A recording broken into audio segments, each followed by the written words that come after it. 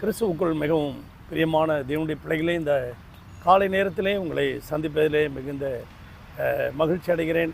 கர்த்தர் ஒவ்வொரு நாளும் நம்மை போஷித்து, நம்மை பாதுகாத்து, நம்மை பராமரித்து வருகிறதை நினைத்து கர்த்தரை ஸ்தோத்தரிக்கிறேன்.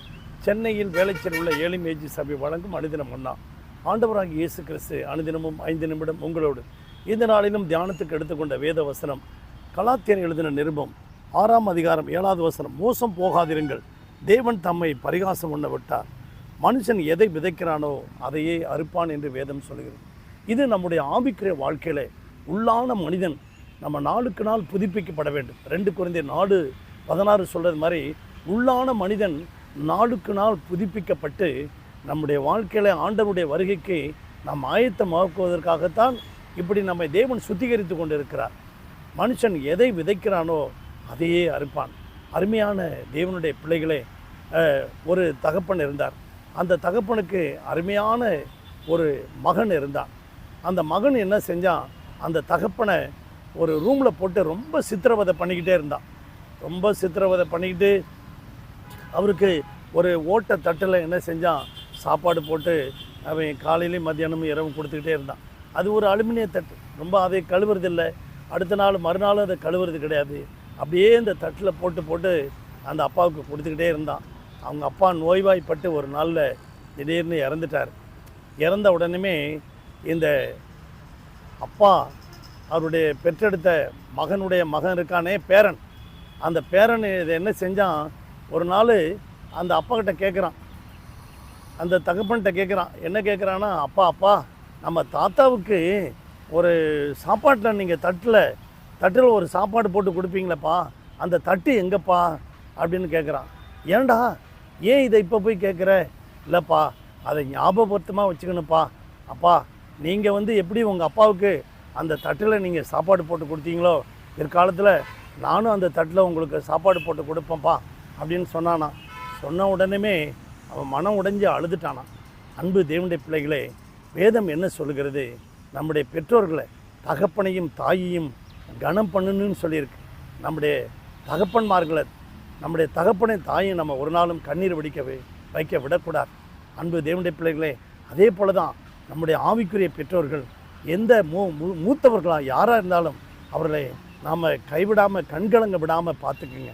அருமையான தேவனுடைய பிள்ளைகளே, ஆதியாகமத்தின் புத்தகத்தில் பார்த்தீங்கன்னா, அந்த ஈசாக்கு யாக்கோபு ஆசீர்வதிக்கிறதுக்கு வருகிறான்.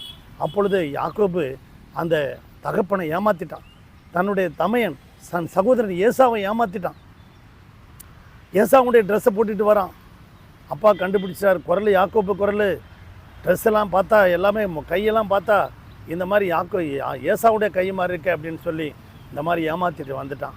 ஏமாற்றி ஆசீர்வாதத்தை வாங்கிட்டு போனான். ஆனால் ஆண்டவர் சும்மா விடல பாருங்கள். யாக்கோபை ஏமாத்துறதுக்கு தன்னுடைய மாமனார் வீட்டில் லாபானை வச்சுருந்தார். லாபான் 2 மகளை வச்சு இவனை ஏமாத்துனாங்க. அருமையான தேவனுடைய பிள்ளைகளே, அது மாத்திரமல்ல, ஆதியாகமம் 39ஆம் அதிகாரத்தில் இந்த யாக்கோபு என்ன செஞ்சான் பாருங்க இல்லையா. இந்த யாக்கோபை இந்த யூதா, அவனுடைய மகன் யாக்கோபுடைய மகன் யூதா என்ன செஞ்சிட்டான், தன்னுடைய அப்பாவை ஏமாற்றிட்டான், யாக்கோபை ஏமாற்றிட்டான். இதோ யோசேப்பு, அவன் பீருண்டு இறந்து போயிட்டான். ஒரு ஆட்டுக்குட்டியை அடித்து அவனோட ட்ரெஸ்ஸை அந்த ரத்தத்தில் தோய்த்து கொண்டாந்து அப்பாட்ட காமிக்கிறான். அப்பா பார்த்தீங்கன்னா யோசேப்பு இறந்து போயிட்டான் அப்படின்னோடனே தன் தகப்பனை அழுகிறான். அப்படியே விட்டுட்டாரா ஆண்டவரே? அதே போல தான் அந்த யூதாவையும் கர்த்தர் ஆண்டவர் ஏமாற்றுவதற்கு தாமாரை வச்சுருந்தார். தாமார் மூலியமாக அந்த யூதா ஏமாற்றப்பட்டான். அன்பு தேவனுடைய பிள்ளைகளே, இதிலேருந்து நாம் கற்றுக்கொள்கிற பாடம் என்ன பார்த்தீங்களா? ஒருத்தரையும் யாரை ஏமாத்துறாங்களோ ஏமாத்துறதுக்கு இன்னொருத்தரை வச்சுருக்காங்க. நம்ம எதை விதைக்கிறோமோ அதை அறுப்போம்.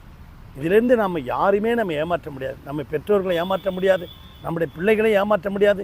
பிள்ளைகள் பெற்றோர்களை ஏமாற்ற வேண்டாம், பெற்றோர்கள் பிள்ளைகளை ஏமாற்ற வேண்டாம். அண்ணன்மார்கள் அண்ணிமார்கள், பிள்ளைகள் பேர பிள்ளைகள், இந்த மாதிரி ஒருவருக்கு ஒருவர் ஏமாற்றுகிறதை என்னோடு நாம் நிறுத்தி வைத்துட்டு எல்லாருக்கும் நம்ம அன்பு செலுத்துவோம். அருமையான தேவனுடைய பிள்ளைகளை, எல்லாரையும் நாம் நேசிப்போம். நம்முடைய இருதயத்தை சுத்த இருதயமாய் நம்ம வைத்துக்கொள்வோம். இந்த இருதயம் மகா திருக்குள்ளதும் கேடுள்ளதுமாக இருக்கிறது. அப்படிப்பட்ட இருதயத்தை எடுத்து போட்டுட்டு, கல்லான இருதயத்தை எடுத்து போட்டுட்டு, சதையான இருதயத்தை, நவமான இருதயத்தில் நமக்கு ஆண்டவர் தண்ணீரை தெளித்து, சுத்தமான ஜலத்தை தெளித்து, அதிலிருந்து புறப்படுகிற செம்மையான இருதயத்திலிருந்து புறப்படுகிற ஜெபம்தான் ஆண்டவருக்கு பிரியமாக இருக்கும். உங்களுக்காக ஜெபிக்கட்டுமா? பரலோக பிதாவே, இந்த பிள்ளைகளை ஆசீர்வதி. ஒவ்வொரு குடும்பத்தையும் வேலி அடைத்து பாதுகாத்து கொள்ளுங்க. அவர்கள் தேவைகளெல்லாம் சந்திங்க. ஒரு குறைவில்லாமல் ஒவ்வொரு நாளும் அந்த குடும்பங்களை நடத்துங்க. வேலி அடைத்து பாதுகாத்து கொள்ளுங்க. இயேசுவின் நாமத்தில் பிதாவே, ஆமென். God bless you everybody. Thank you.